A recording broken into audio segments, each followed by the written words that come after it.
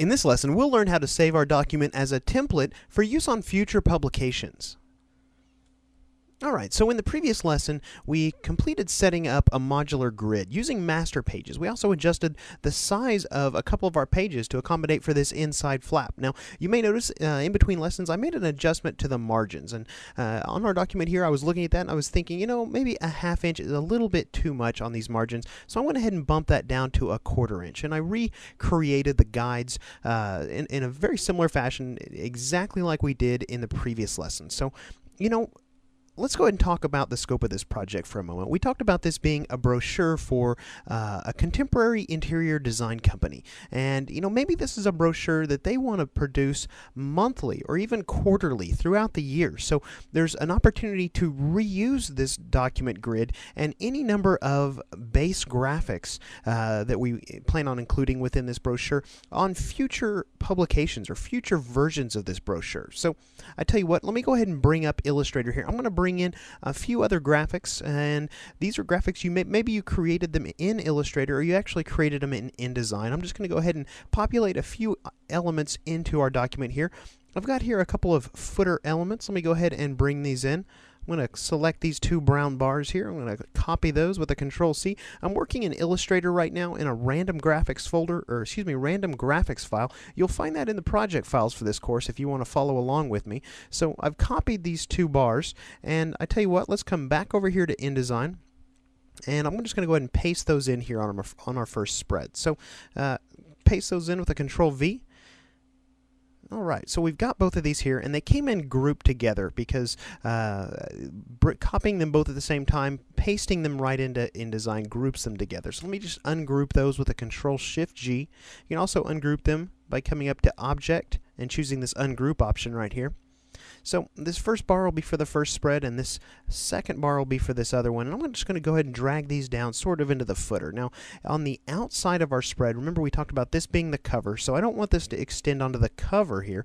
So I'm just going to drag this down, and let's just snap it to this red line right here. Now, this red line is actually going to be the bleed. Remember we talked about a bleed enables a printer to trim off a portion of the color and make it appear that color goes all the way to the edge of the page. So if we zoom in closely on this, this would be printed on a piece of paper all the way to this red line, and when they run the blade that trims this piece of paper down, it would trim it along this black line, trimming this little piece off right here. That's that 1/8 of an inch bleed we specified when we set this document up. So I'm going to go ahead and set that little bar right there. Let's go ahead and grab this bar right here. Go ahead and drag this one down into the exact same position on this second spread, and let's just make sure we snap that right into place.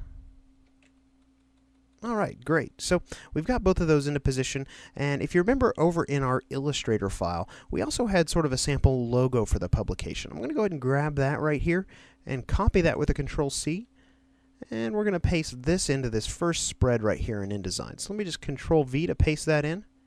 And again, that comes in grouped, and I'm just going to drop this right here to where the left side of these graphics lines up with this fold line right here. Now, if we zoom in on that, you can see that this is going to go all the way out to the bleed. And, we may adjust the colors of this in an upcoming lesson, but right now I'm just trying to get all of the graphics in here that would be reused for future versions of this brochure. So, there's one other thing I want to go ahead and include. Remember we talked about this being the cover. I'm going to go ahead and add a frame to the cover, assuming that there's going to be a full page or full panel image that also sits on this page right here. So I'm going to come over here, and I'm going to go ahead and grab my rectangle frame tool. It sits right here in your tool panel. Looks like a square with an X on it. Now, we haven't talked about this yet, but InDesign basically uses frames to contain information, whether it be text, whether it be a photograph. Illustrator is going to encompass that information in a frame. So I'm going to tell you what, let me just go ahead and draw in a frame here. Now this is an empty frame. It doesn't contain any information. It doesn't have any color information. You can see down here, and it has no image in it. So right now we've got an X through the frame. So I'm going to go ahead and grab my selection tool, and let's just stretch this frame out. I want this to fit this entire cover of our brochure. So I'm just going to go ahead and snap this into position here with our bleed. Snap it in against our fold line, and let's go ahead and stretch that down just like so. And I'm going to go ahead and send that to the back. I want to send that behind our logo information here. So I'm going to go Object, choose Arrange, and Send to Back. Now, if you've ever used Illustrator, a lot of these commands in InDesign are actually going to be very similar to Illustrator's. After all, it is a vector-based application as well.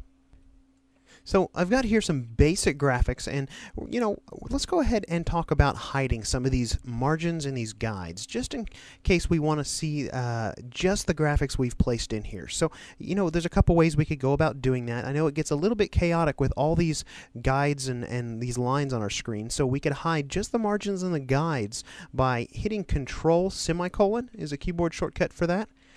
And you can see here that we can see just the information we've added to the layout here. So we can also come up here to View, choose Grids and Guides, and this Show Guides option right here is what I just hit the keyboard shortcut for, turning them back on. Now, another way to actually hide this information, and this is a way that I use more often than any other way, is actually to change the screen mode to preview mode. Now, we can actually do that over here in our tool panel at the very bottom here. If you click on this little button and hold it, you can see we've got several different screen modes here. Now, preview is the one that I use most often, and there's actually a keyboard shortcut you can utilize to switch over to that. It's just hitting the key W on your keyboard, and you can see here that everything around our document goes gray. It even hides the area outside the trim line in the bleed area. So we can also come up to View and choose Screen Mode, and we can choose any of these different screen modes. Now, we're not going to get into these other screen modes. I just want you to know, in case I switch over to Preview mode without thinking about it in the upcoming lessons, I'm just hitting the W key on my keyboard. Now let's say we want to take this information that we've already created and we want to save a template of this information so we can use this on maybe next quarter's brochure. So this is real simple to do here in InDesign. I'm just going to go to File, and I'm going to choose Save As. And I tell you what, let's come down here to the Save As type, and let's choose Save As InDesign CS5 Template, just like so. And let's see here. We'll just name this one 04 Template.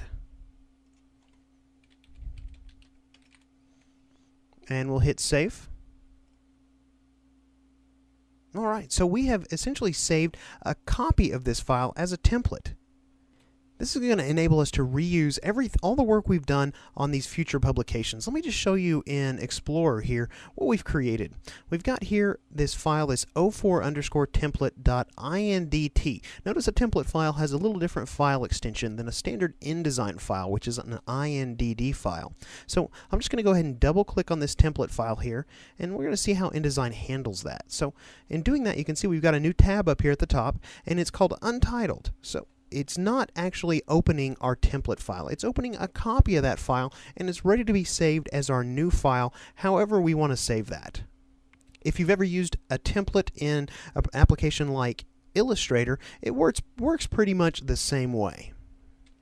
So we've gotten into placing some of the content we're going to be using for our brochure, and it's time to start getting into the real meat of the content, which is going to be the photographs. And we're going to look at some different ways that we can bring images and files in from other applications and use InDesign here to compile all of those different files into our one brochure file. So in the next lesson, we're going to pick up where we're leaving off here, and we're going to look at bringing in images.